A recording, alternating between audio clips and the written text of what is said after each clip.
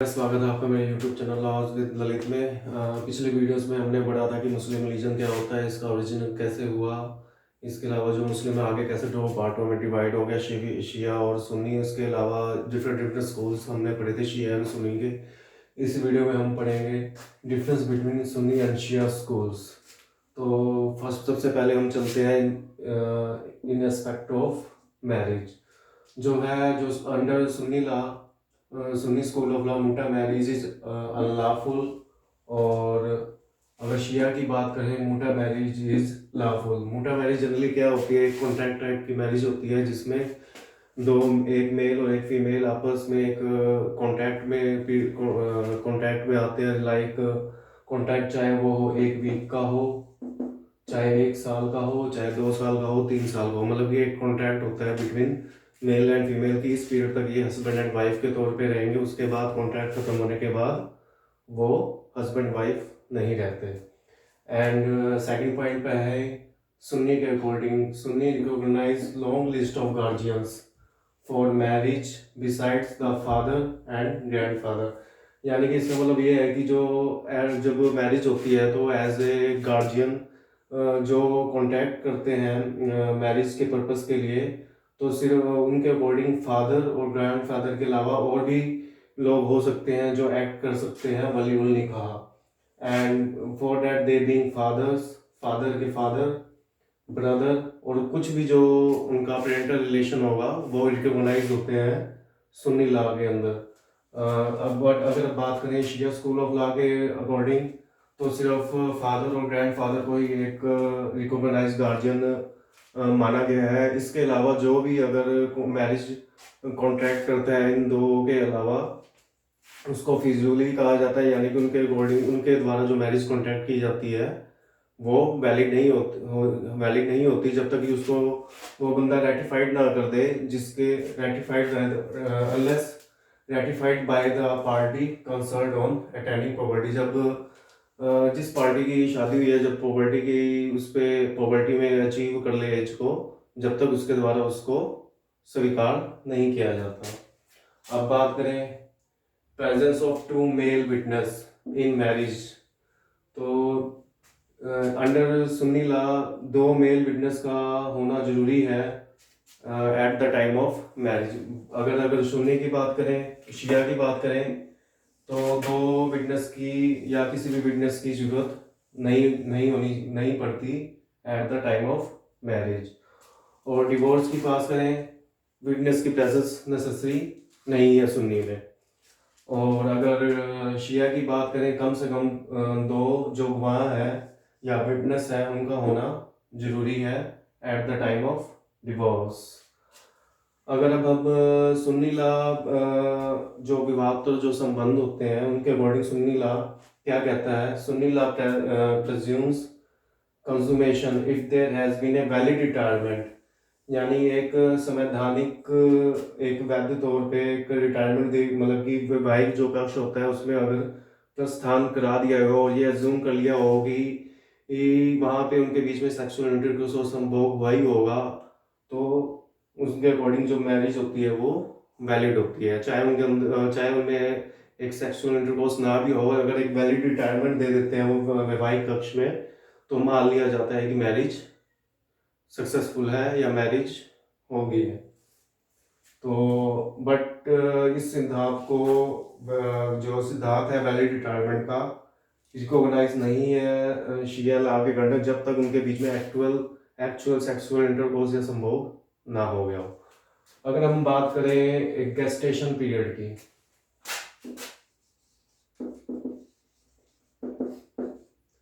अब gestation period क्या होता है, गर्भावस्था की पीरियड होता है जिसमें बच्चा जो है माँ के गर्भ के अंदर विकसित होता है। अगर हम सुन्नी लॉ की बात करें तो सुन्नी लॉ मानता है 2 साल गेस्टेशन पीरियड। इसके अकॉर्डिंग अगर मैरिज टर्मिनेट हो जाती है, अगर विद इन 2 इयर्स के अंदर जो बच्चा पैदा होता है गेस्टेशन पीरियड के अंदर, तो वो एक वैलिड बच्चा माना जाएगा, लीगल तौर पर माना जाएगा। और अगर शिया की बात करें तो वो होता है 10 मंथ। तो 10 मंथ के अंदर कोई भी अगर बच्चा पैदा होता है अगर आफ्टर डिसोल्यूशन ऑफ मैरिज, तो वो एक वैलिड एक लीगल बच्चा माना जाएगा। अब हम आगे बढ़ेंगे in the terms of Dawar और डिवोर्स में क्या क्या डिफरेंस होते हैं सुनिए। अब हम बात करेंगे difference between Sunni and Shia in terms of dower. Dower generally जिसे एक दहेज भी कह दो या एक कंसिडरेशन होता है, जब डावर जनरली एक कंसिडरेशन होता है जब दो मेल और फीमेल मैरिज के लिए कॉन्ट्रैक्ट करते हैं, जिसमें जो हस्बैंड है वो कुछ ना कुछ अमाउंट पे करता है, ठीक है, इन टर्म वो फॉर एक मैरिज को कंडक्ट करने के लिए। तो अगर हम सुन्नी लॉ की बात करें तो minimum amount of Dawar is 10 डिरहम्स। तो मतलब कि कम से कम जो शादी, जब दो लोग आपस में शादी करते हैं तो कम से कम 10 डिरहम एज ए कंसिडरेशन हस्बैंड के द्वारा, कम से कम 10 दिरहम का कंसिडरेशन हस्बैंड के द्वारा वाइफ को दिया जाता है। अगर हम इन टर्म्स ऑफ शिया की बात करें तो कोई भी मिनिमम अमाउंट फिक्स नहीं है। तो अगर सुन्नी की बात करें तो अपर लिमिट नहीं है फिक्स, वो चाहे कितनी भी मनी दे सकता है, प्रॉपर्टी दे सकता है, कुछ भी कर सकता है, उसकी कोई भी लिमिट फिक्स नहीं है। लेकिन अगर हम शिया की बात करें तो मैक्सिमम अमाउंट है 500 दिरहम्स, यानी कि 500 दिरहम से ऊपर शिया में हस्बैंड वाइफ को as a consideration for marriage नहीं दे सकता। अब हम आते हैं तीसरे पॉइंट पे। The rule is to regard as prompt और एंड पार्ट इज डेफर्ड। सबसे पहले हम समझेंगे कि प्रॉम्प्ट क्या होता है और डेफर्ड क्या होता है। जनरली प्रॉम्प्ट जनरली एक लगा लो, जैसे कोई भी वाइफ है, कोई भी हस्बैंड से कोई भी चीज़ मांगती है, तो अगर वो इमिडिएटली दे देता है उसे, तो वो क्या लगता है प्रॉम्प्ट। और डेफर्ड यानी कि जिसमें वाइफ कुछ भी मांगती है लेकिन उसमें एक कंडीशन हो जाती है कि अगर एक फिक्स चीज़ कंप्लीट हो जाएगी या फिक्स पीरियड के बाद वो दी जाएगी, तो वो क्या कहलाता है deferred। The rule is to regard as prompt and part is deferred. The proportion was being governed by the customs and by the status of parties and the amount of dower। यानी कि कोई भी part अगर हम सुन्नी के according बात करें तो कोई भी जो डावर है अगर प्रॉम्प्ट और डेफर्ड है, इस बात पे डिपेंड करता है कि कौन सा मतलब कितना प्रोपोर्शन उसका प्रॉम्प्ट में रहेगा और कितना डेफर्ड रहेगा। वो गवर्न किसके द्वारा किया जाता है, जो कस्टम सेटअप होते हैं by the custom by the status of party, जो उनके रीति रिवाज है, जो पार्टीज की जितना स्टेटस है तो उसके अकॉर्डिंग तय किया जाता है। अगर हम अब बात करें शिया में, if there is no stipulation यानी कि कोई अनुबंध at a time of marriage की, जब मैरिज हो रही है तो कोई ऐसा अनुबंध नहीं किया गया है, at the time of marriage में कोई ऐसा अनुबंध नहीं किया गया है कि जो हम डावर दे रहे हैं वो प्रॉम्प्ट है या डेफर्ड, तो टोटली की टोटली जो डावर होगा उसको एज ए प्रॉम्प्ट कंसीडर किया जाता है। अगर हम बात करें डिवोर्स के टर्म में शिया और सुन्नी में क्या डिफरेंस होता है, तो सबसे पहले बात करते हैं सुन्नी की। तलाक में भी अफेक्टेड ओरली और बाय रिटन डॉक्यूमेंट। इसका मीनिंग ये है कि अगर कोई भी हस्बैंड अपनी वाइफ को तलाक देता है, चाहे वो कहकर या बोलकर या रिटन डॉक्यूमेंट दोनों में से किसी में भी दे सकता है, जबकि ऐसा शिया में नहीं है। शिया के अकॉर्डिंग तलाक मस्ट बी प्रोनाउंस्ड ओरली, यानी कि और क्या होना चाहिए, in the presence of 2 witness. जो भी यह तलाक है, जब हस्बैंड वाइफ को तलाक देता है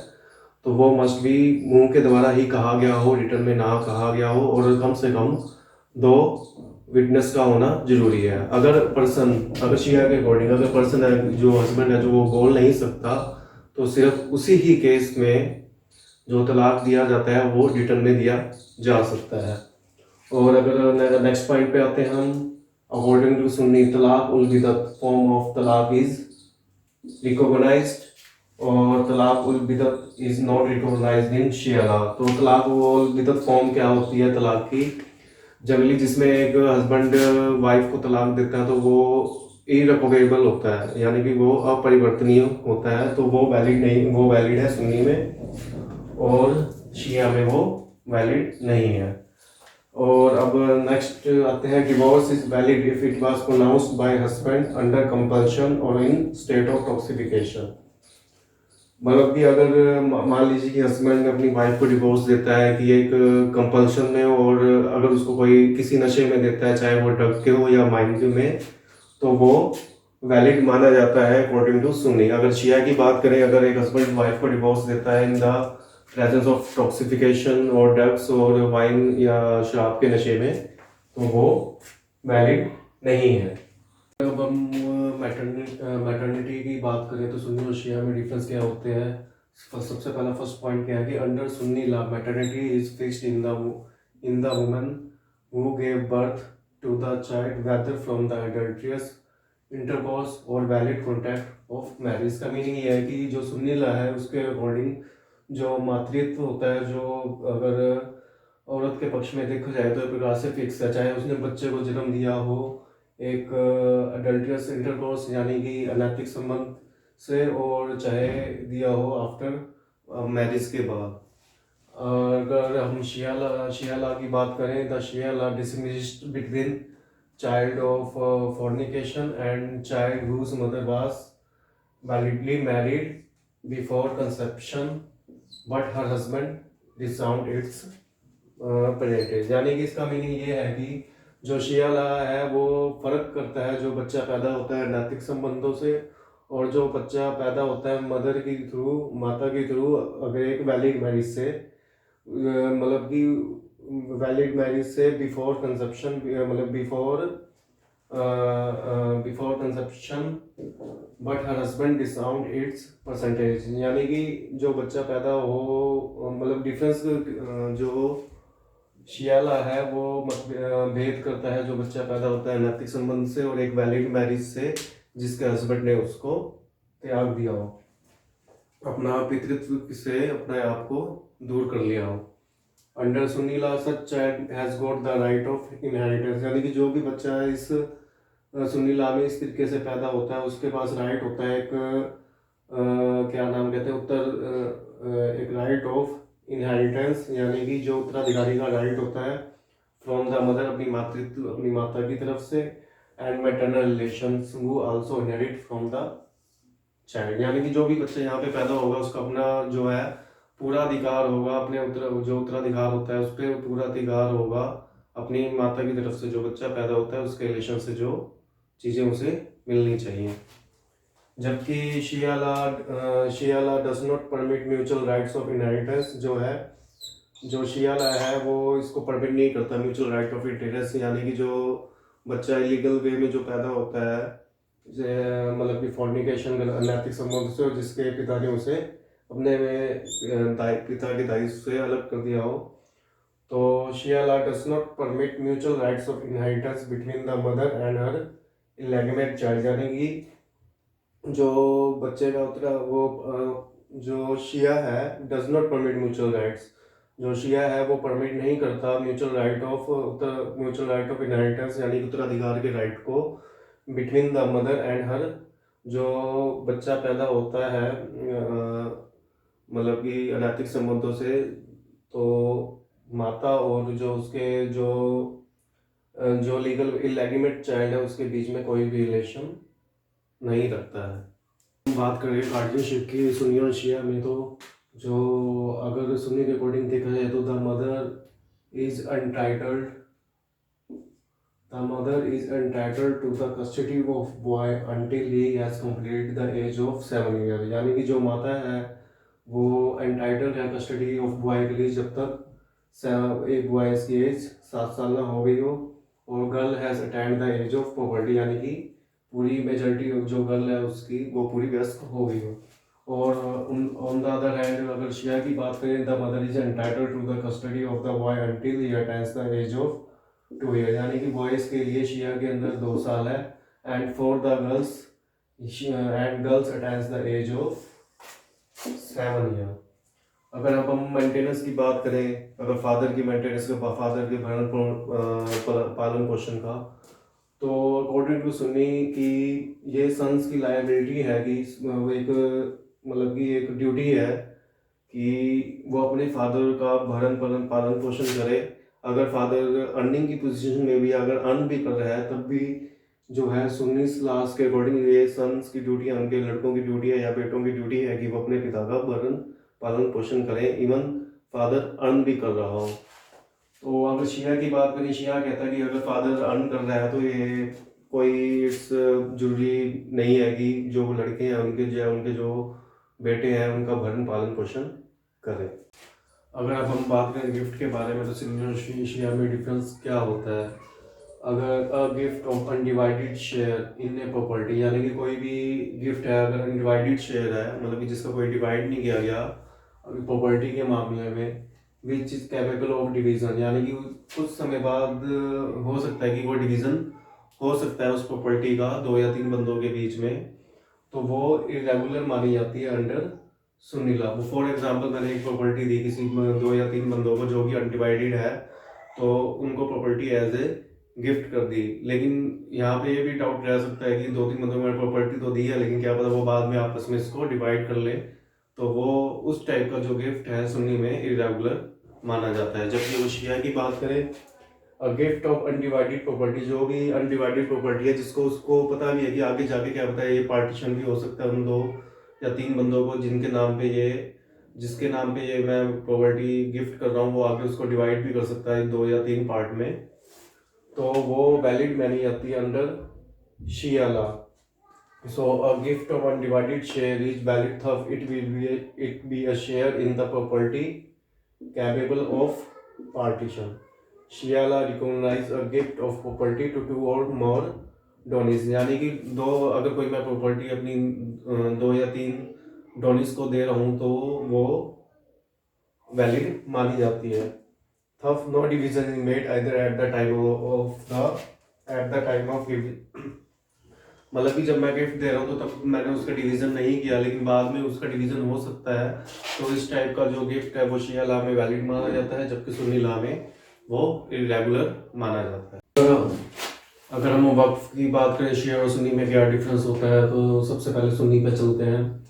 ए waqf inter vivos is completed under Sunni law by a mere declaration of endowment by the owner, यानी कि एक वक्फ इंटरव्यूज यानी कि एक प्रॉपर्टी दान में दी जाती है, मतलब वक्फ बोर्ड वगैरह को, मतलब जो लिविंग पर्सन के बीच में आपने प्रॉपर्टी का जो दान होता है वो क्या होता है, अगर एक बंदा जो ओनर है अगर सिंपल डिक्लेयर भी कर दे कि मैं अपनी प्रॉपर्टी वक्फ बोर्ड को देता हूँ, तो एक सिंपल डिक्लेरेशन से भी प्रॉपर्टी दान में दी जा सकती है। जबकि शिया में क्या होता है, waqf inter vivos can not be created by declaration, मतलब कि सिंपल डिक्लेरेशन से ही दान में प्रॉपर्टी नहीं दी जा सकती जब तक उस वक्फ बोर्ड ने या जो प्रॉपर्टी जिस बंदे ने दान किया तब तक वो उसको एक पोसेशन ना दे दे, यानी कि एक प्रॉपर्टी जैसे मैंने की थी, जब तक वो बंदा उसको जिसको प्रॉपर्टी दान की गई है जब तक उसको एक प्रॉपर्टी की चाबी, मतलब प्रॉपर्टी की पूरी अथॉरिटी कब्जा ना दे दे, तब तक वो नहीं मानी जाती।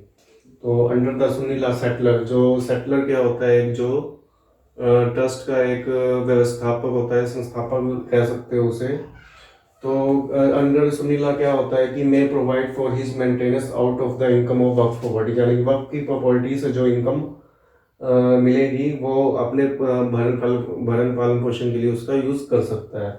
मे serve the whole income for himself for his life, मतलब कि जो भी इनकम उससे मिल गया अपनी पूरी की पूरी लाइफ के पर्पज के लिए उसको सर्व कर सकता है।